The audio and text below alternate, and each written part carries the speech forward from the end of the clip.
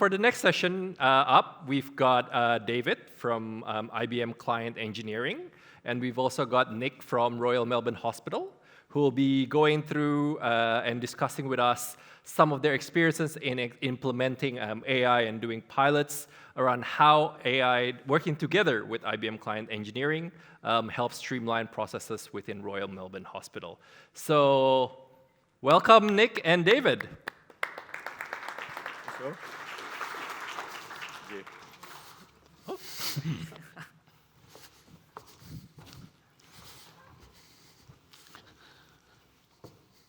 So good afternoon, and thank you for having us. We're going to talk a little bit about our experience at Royal Melbourne Hospital, working through a pilot on delivering changes to our asset management in a healthcare setting. My name is Nick, and this is David. And so I look after Melbourne Health's asset services, so our engineering infrastructure assets and our medical devices. And David, you... Hey guys, I'm David. So I look after the client engineering team. And so we're a team that builds pilots, proof of concepts around use cases using IBM tech. So just a little bit about the Royal Melbourne Hospital. You know, Adriana was in this morning and talked about the background of the hospital. So just a little bit more on this. So we're a tertiary hospital, which basically means we provide the more complex and advanced care to the state. We're one of 2 adult trauma centres in Victoria, and we specialise in things like cardiac surgery, cardiology, neuroscience, neurosurgery, mental health services, cancer services, infectious disease, emergency management, and trauma. And these are just a number of a short few of our services. It doesn't do justice to what we do as an organisation, but that's what we go through from as an organisation. We're also part of a biomedical precinct, which means we're a partner with the University of Melbourne. And then that partnership is the foundations of what Royal Melbourne is all about, which is education and research. So when we look at education and research, we're looking at changes of the future, education for future health leaders, clinicians, to use the best of the research and look for better patient outcomes. So everything we do, and even this asset management journey we talk about, is all about the patient.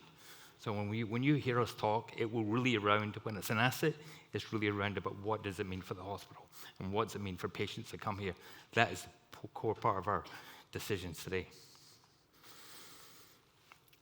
It's a little bit of our missions. Now, you can see up stage really about the Royal Melbourne Hospital and IBM.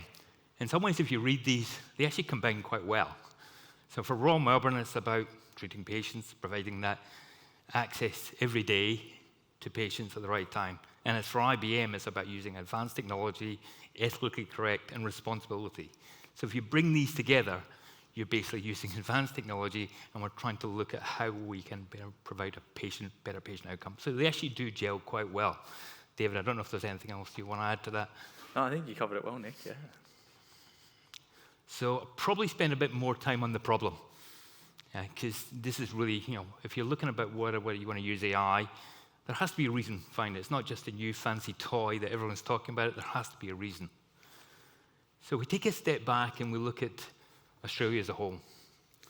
In 2022, 2023, Australia spent $252 billion in health.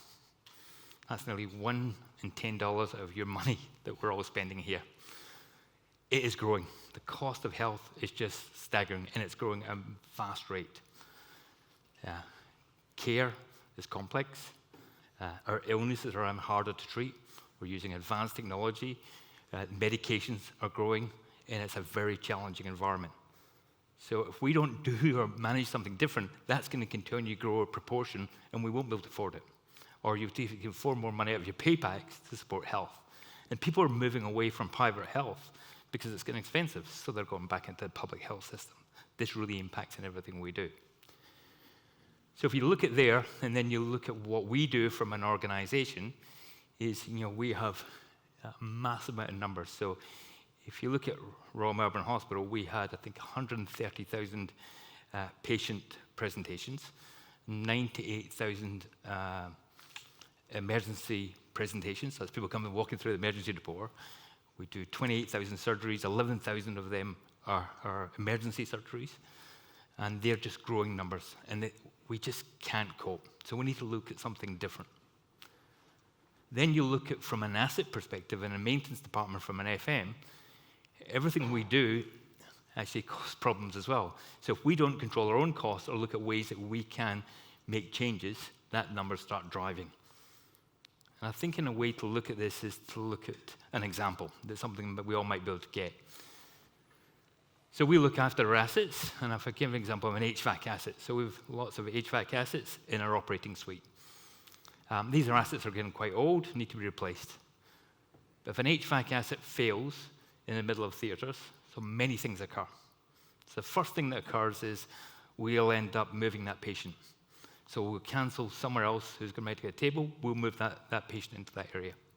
They're likely to be an infection, because if the HVAC fails at that time, can actually recur an infection, which basically means the patient's in longer.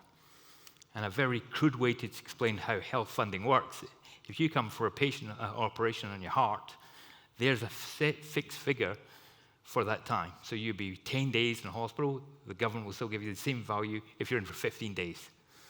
So if because we missed a fault on a mechanical plant, that air handling fails, what we've created is an infection, we've created more cost to the organization, and then there's the element, the person who's just walked through the emergency department who needs urgent surgery, we don't have a theatre for them. And then there's also the person who's been waiting for their outpatient appointment or their Cat 1 and 30 days for that surgery, and they're now suddenly been fasting for 12 hours, waiting for theatre, and their family members are worried about them because they're not getting surgery, and we're going to cancel it. And we're cancelling that because we miss a maintenance recommendation in an asset perspective. So when we look at what we do from a patient elements, they all drive costs.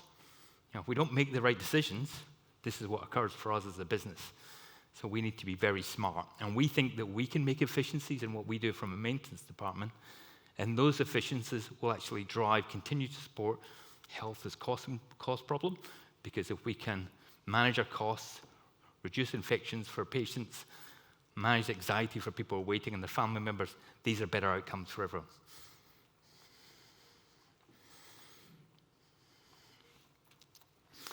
So why would we want to do a pilot? So we'll talk about a little bit what we think we're trying to achieve, but it's important to think what is the benefit from doing a pilot. So the pilot here, especially when you're looking for AI, it gives an opportunity to really say, once again, this fancy toy that we're talking about will actually do something different. So ourselves and the IBM engineering team, we looked at a model in relation to how we manage service reports, and we'll come back to what that is in it shortly.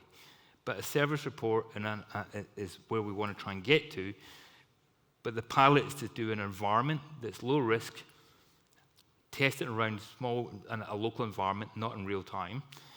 We manage the elements to ensure that when we look at a major business case, we actually can demonstrate this works. There's no point in doing something if you can't actually demonstrate there's value in it. So the pilot gives this opportunity in a closed environment that we can say this will work or this won't work. Or if we want to take it to scale, we actually have to understand what are the other things we have to change. What are the workflows we have to change? What are the other add-ons we have to do that? And this is where the pilot really provides us that support. It also in some ways de-risks the process, because you once again see the challenges you have with that process. So you start to see different ways that you look around that element. You can also get a grasp more of the ethical considerations of using AI. What are the issues? How does this align to Australian AI ethics? Fairness, transparency, making sure the human is in the loop. So there's always a human in this decision process. So this pilot allowed us to flesh this out. And probably one of the bigger elements here is change management. So AI's got a lot of fear. So if we can actually say to our staff, this is what we're doing, and you can see it, and you can see the reality, it doesn't change your job. It doesn't get rid of you. This looks at a way that how we can try and free up more of your time to try and manage this growing demand in health. So this allowed this pilot, and using a pilot, and I'm probably a big supporter in doing this stuff, because it allows you to really see what the difference is and explain to your staff what that change will look like. So there's a real benefit for pilots, and I'm a big advocate for it, and this has been very successful. So a little bit of what we actually did, and David is the brains behind this outfit. He'll go through the technical part of it. But for us, we have, from biomedical engineering and engineering, we have a number of service reports that come in every week. Some of these service reports are very simple. They're one page, very little data on it, and some are 30-odd pages long, and multiple data fields. They're all critical for the asset. That level of work that comes through the element has got data that we need to manage and we need to control. We need to make sure it goes to, in our case, the TRIRIGA record to update that data. So what we're looking at is a way, how can we capture information from a service report, capture the key fields, and move those key fields directly into TRIRIGA so we can maintain that data integrity. That's a big part of what we're looking for. But then there's the fatigue and the cognitive load on the people who actually have to analyze these service reports. Because if we miss a recommendation, it goes back to this issue that we lose our air handling system. And I don't know about the people in the room, but our service reports come in many different formats, and it could be the very bottom of the paper. It says, by the way, we recommend you need to replace the filters in this. And it's a common problem.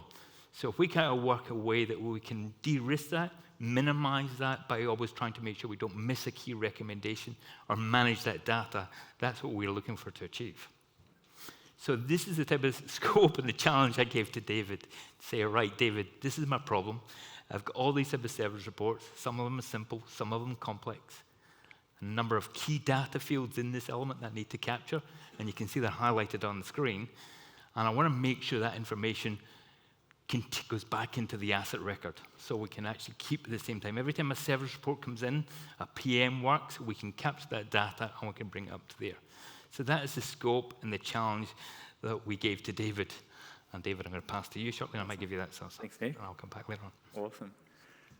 So talking a little bit about the actual pilot solution. So yeah, what we did was really about, I think it was about a 6-week pilot.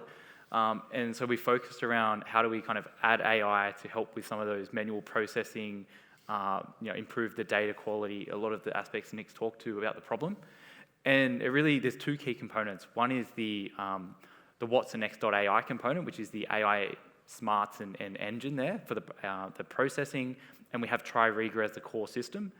We also then proved out, including into this pilot, was it also works with Maximo. So if you want to transition from TRIRIGA to the Maximo suite, it kind of works for either core system. And so I suppose some of the key outcomes we got was 90% accurate and completeness in extracting that data from these PDF reports. So 90% is quite a good amount. There was an 80% reduction in that effort. So we mapped through the processes and we saw from the manual effort solution versus the AI solution an 80% reduction. And then finally, by extracting all of this data and putting that into the core system, now we can make better decisions faster. And so it allows you to kind of move up that maturity model towards that financially optimized asset management. So there come some of the key outcomes. And then the collaboration. So it was a very collaborative process with the RMH team. So we kind of brought in the client engineering team. So we've got engineers, architects, business analysts, and designers. And so we think about what's the feasibility. So technically, will it work? What's the usability, the desirability? Will people use it?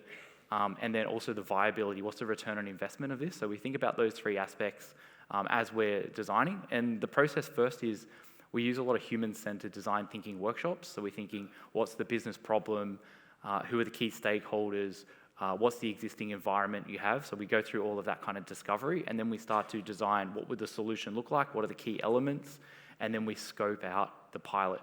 And so now we've got a nice current state, future state, and a pilot scope. And so we move into a build, and we do that in an agile iteration. So we're doing fortnightly sprints. And so at each one of those, we're showcasing, getting feedback from the team, saying, yeah, we'd love to see this. What about that? Pivoting. And the team, they're doing the daily stand-ups, all of those kind of agile ceremonies. And then once the pilot's proven and we've kind of done that final showcase, it's not over. We don't just go, great, here's a pilot, it worked, go figure it out. We also work then with the business partners, with delivery teams to see, well, how do we take that from a pilot into an enterprise solution? Because we don't see any value of just, hey, we've proven this pilot. And we know in the AI space, 90% of POCs and pilots are not moving into production. And that's because we haven't thought about things like change management. We haven't thought about a number of those elements. So we're making sure we have a good transition plan into more of an enterprise capability. And so here I'll kind of show the demonstration of the capability here. I just wanted to highlight, the core system in this one, this is showing the Maximo. It works for Maximo, works for TRIRIGA. And really what you'll see is kind of, this was a manual process and now we're using AI. So it really automates a lot of that and helps with that data quality uplift. And so here, as we jump in, we're going to upload a service report, and this is in PDF format. It can be in any number of formats you want. And you can kind of see it's got a lot of tabular data, a lot of fields. Manually, you'd have to read through this and try and find the key fields and enter that into your core system. So here, the AI has extracted the key fields. We've got the asset number, the location, the risk level.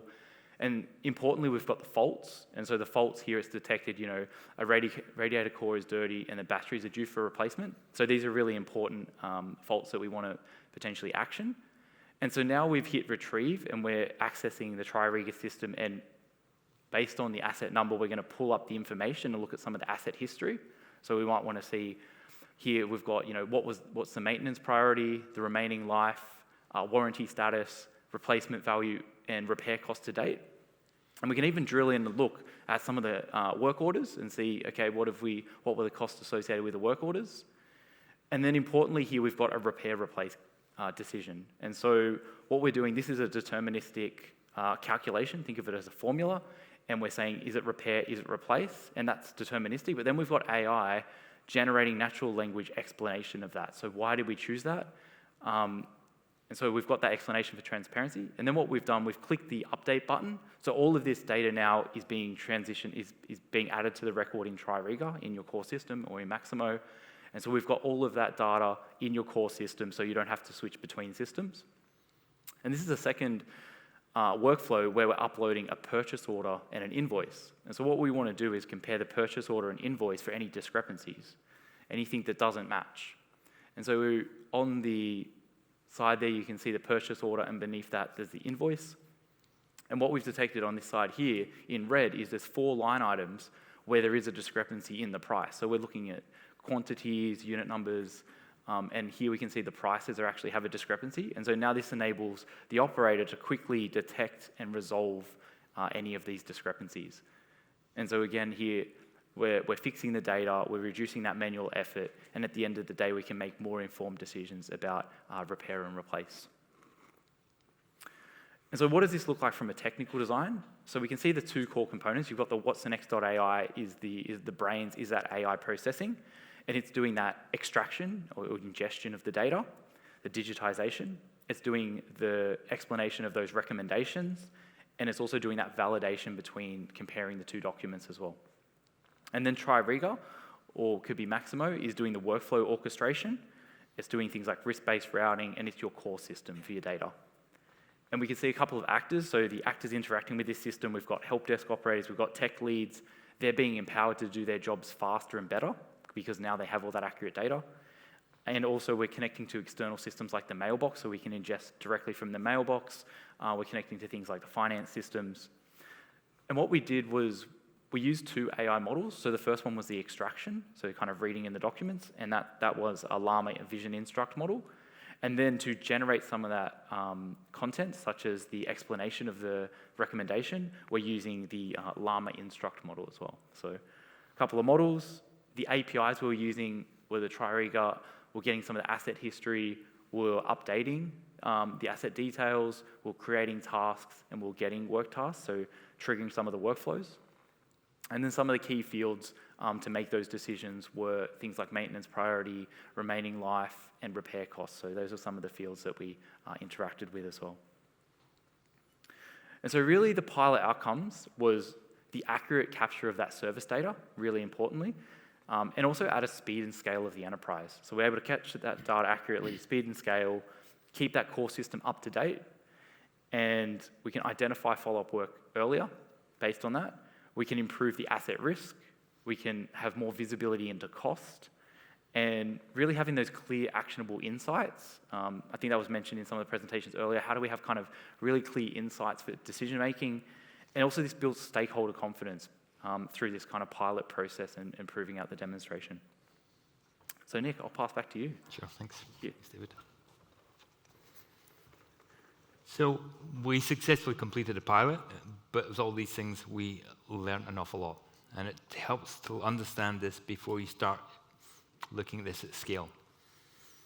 So one of the things that was very clear from this, our data quality needed to be correct to make sure this initial analysis was completed. So as a project, we need to consider before we scale this is how do we improve our data quality? And all the conversations or talks so far this morning keeps talking about data quality. So it's a common theme, and it's a theme for Royal Melbourne as well. But to make sure that we get, when we move to scale, we do need to address the data quality issue. Change management has very much been something we talk about, but it really, once again, is to get this return on investment, we need to deal with change management up front. Projects very rarely fail because of the technology. They fail because we don't manage the processes and the system behind this. So we need to look at that one quite clear. We've also recognized that, yes, analyzing the service reports will go a long way for de-risking the elements of making sure we don't miss key plant failures or recommendations. But to get the return on investment and find more value, more time that we can reinvest elsewhere, we actually have to look at entire workflows. We picked on a little bit within the purchase orders and the receipting, but we also then need to work out when that request comes in that says, hi, I need to replace the battery, as it said on the screen. We want to automate a request class that comes from there saying, hey, here's a request class. Hey, that needs to go to this electrical company. Hey, electrical company, you want to replace the battery. Use this format and provide me a price into this stage. Get them to provide that information back onto the system, automate that workflow into then an approval processes for a purchase order, and start that cycle as an end-to-end process. If we don't do that, yes, we'll provide some efficiencies and de-risk in relation to the plant, but if you don't do that end-to-end workflow design, we really won't get the hours of savings we're looking for. Everything, particularly in health, and I'm sure it's for every business here, any AI decisions need to be explainable. We need to say, how did we get to that decision? So that's another part of this, is when we get there, we need to be saying, this decision was made by AI. And as much as people talk about, yes, we have to have confidence in the data, and AI doesn't have bias, etc. Oh, I won't lie. Some of our existing data is not fantastic at the elements, so it's a 50-50 which one's right at the moment. But we need to work out, when we make a decision with AI, we want to make it sure it's marked quite clear. This is data that's been generated by AI. And then there always will be a human loop. That technical person will end up always making the decision. It will not be AI. But the information will be brought to them in a succinct way in one group altogether for them to allow that next decision. So understanding some of the data that's been created through using AI, they go, yep, that's been AI generated. Let's do a sanity check on that work and bring that stuff together. So we really need to make sure that transparency decisions across the board are very clear and can be communicated when someone says, how did we get to that decision? So that's part of the things when we continue to do this at scale, which we want to do as an organization. That's one of the areas that we need to sort of steer into quite well. So governance, risk, and ethics. So I talked about it slightly, but that human oversight and accountability is absolutely essential. And this project wouldn't move past the basic approval in Royal Melbourne if we don't deal with this once again. So we will always have that human oversight in that space. There'll always be a form of accountability in the decision stuff. We've kind of get two what I call those technical leads who look after our service reports. They'll always have to be involved in this stuff, and that needs to be a commitment that we would make as an organization that this does not change.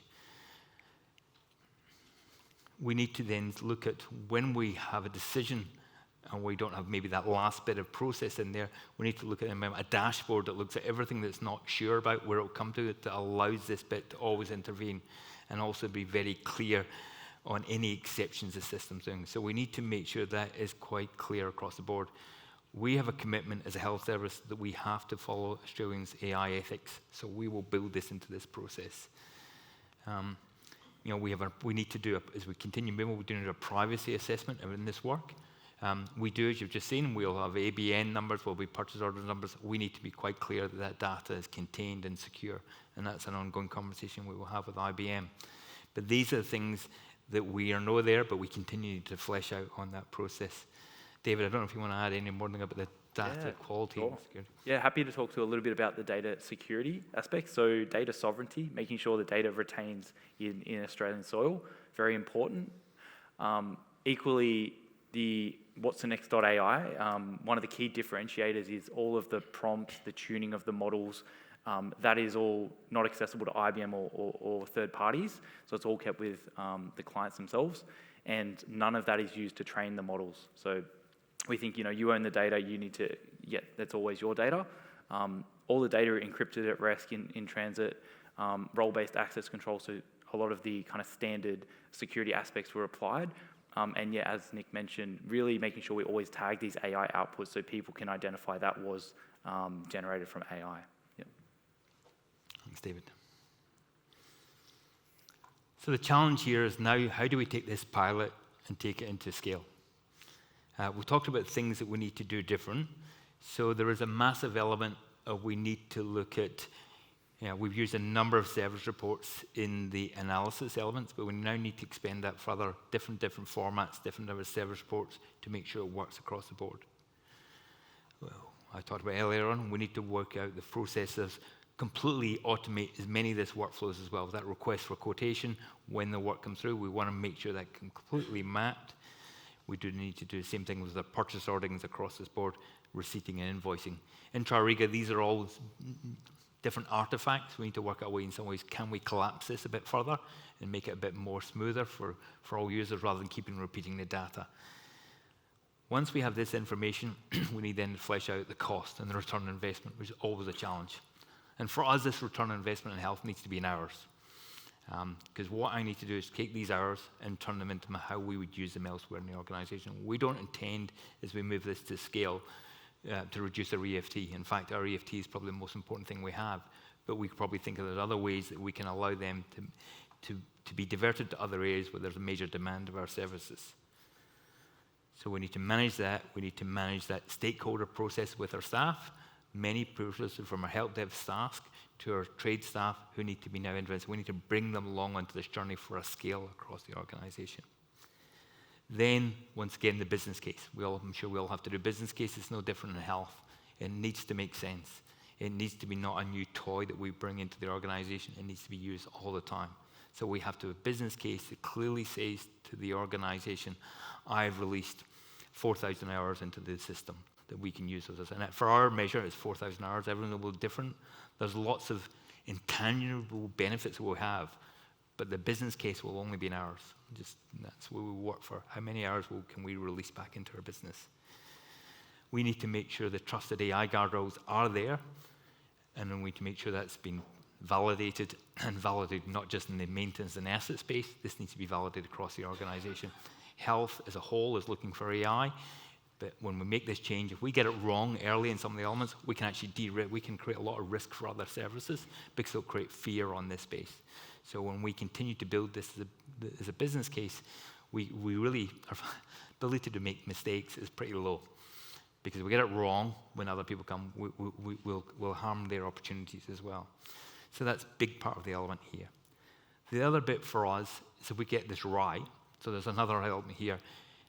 Many places in the organization have service reports and invoices, service reports, invoicing, receipting. Then in some ways, we can take the stuff that we have done and we can take that and actually morph that into other parts of our business. Adriana mentioned this earlier on. When we have TRIRIGA now, we started off with maintenance and cleaning, but everyone's using it because we actually demonstrate to everyone the success in the element. We see the exact same thing in a moment. There's great conversations at CFOs across Victoria about where does AI come into the business? How can they find some value? So once again, in our space, get this right. This is something that we can move across here and other health services. So the path positive is pretty bright, but we get it wrong. It's equally, it's not good for anyone.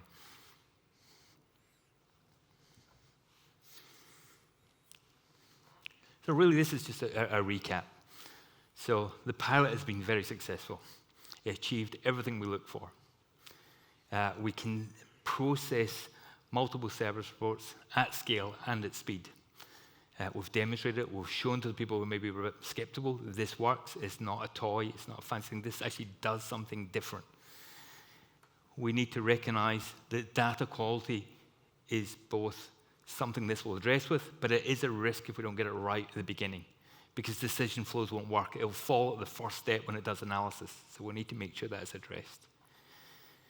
The transparency on cost, downtime, lifecycle risks has been demonstrated very clearly. As what David showed from the video, that information was provided. It took the information from the service report, it did a lookup on TRIRIGA, it packaged this all up into one view that allowed the actual technician to make some decisions based on how often that asset has been offline, how much does it cost a day, does it need to be repaired or replaced, and gives them that information and they're ready to go from there. There is efficiency savings, because we've already recognized, and David's picked on that, if we're actually no longer managing all those service reports and the quantum of it, we're already seeing those benefits and the errors that we can say, maybe not at this moment in time for the complete project, but that bit has been very clearly across this board. It also supports, which we all work in the asset management, how do we financially optimize our assets? So this supports this journey as well. Our data integrity does improve, and our decision process is about when we need to replace these assets, what's happening all the time, rather than have a fragmented approach, because nothing worse than a service report that sits over there. It's someone's drawer, it's been filed somewhere else, and it's not going to the asset. So we want everything connected to the asset, which means when someone has to make a decision, they can make an informed decision.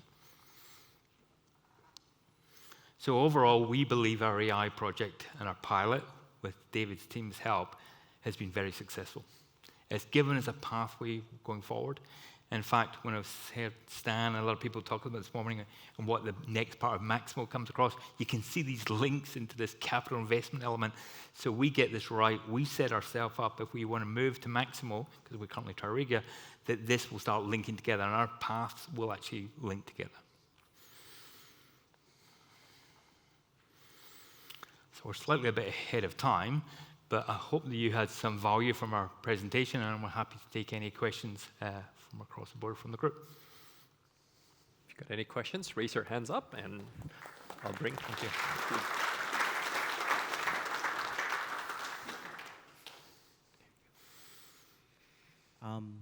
Two-part question. What volume of data have you had to take into account in the pilot so that you can measure it and then get it across the line to say that this was successful, you know? And then you have, the second part is, you have multiple business functions within the hospital space, so different categories of assets had to be taken into account. So how did you go about doing that? I'll let David answer the first question, I'll answer the second question. Yeah, definitely. So the volume, I suppose, one way was we looked at different formats of the service report. So there was definitely some short ones, say 1 page, and some that were more like 30 pages. And so we looked at, basically, interestingly, we actually looked at like how small could the data set be to train it accurately, because it's quite easy to, if you give it more data, it's going to be more accurate. And so we were looking at, how quickly could we get that accuracy into the good threshold, which we said was 90% of the completeness and accuracy, and there was a few more technical measures. But yeah, really we just looked across the different formats. And so I suppose when you're thinking about it, you're kind of training the AI on those different formats. And once it meets your kind of threshold, and it gives you a confidence as well, so it would say, here's the thing and here's the confidence, then you can kind of say, well, that it knows how to read that format of service report or of documents. Yeah. And just picking up the question about scale, so I suppose under our portfolio, we look after a majority of the medical assets and the infrastructure assets is already. The only real last bit of assets that are not in our scope at the moment in time, but they are in the scope of our asset information system, is your things like your MRIs and your major pathology system. They're very good at managing their small set of assets. But as I kind of said earlier on, if we can bring into this space, this element of making sure that data and improved decision processes, there's no doubt they'll follow this lead. We are, like in Victoria, we're a bit of a leader in this space, so we get this right, you'll find the rest of our health services, or the rest of our departments and services will move across. But we're roughly got about 50,000 assets at the moment. I'd say 48,000 of them will fall under this model line off the beginning. Does that answer your question? Yes. Yeah. Any other questions?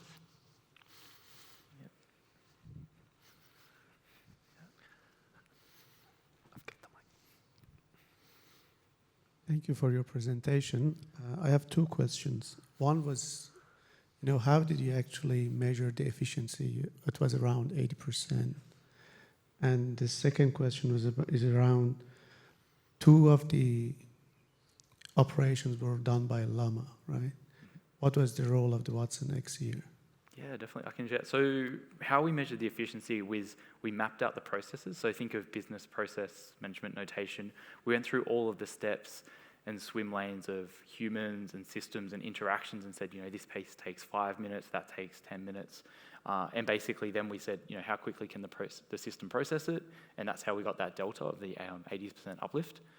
And then with the two models, so with the watsonx .ai platform, it really is a platform to consume AI and trusted AI. So we can use third-party models like Llama. We can use open source models. So you can kind of bring your own model. We also have Granite models, which are particularly good in certain contexts, like around finance data and around code understanding, etc. But really, we use kind of the models that suited. We tested a number and we said, the Llama models were great for this use case. And really, it just adds that enterprise layer to those models, is really enables you to kind of train and deploy the models, is what the platform allows. Yeah. And just picking what David said, at the beginning, we did map every process. One of my colleagues in the room, we went, that's how long this takes, with every stage across this board. Because any business cases we're working on at the moment, we have to get that data right. I think we've all, probably once again, everyone in the room, but I've certainly been in a business case, we said, this will save you X. And when someone says later on, saying, where was that saving? It's not really there. So we're not really prepared to take that this time to the organization. So everything has been mapped quite clearly, that workflows, with the time across the board. And we talk about the different type of service reports. Some of them are very simple, but some of them are very complex. Some are medical devices and some of the GE contracts.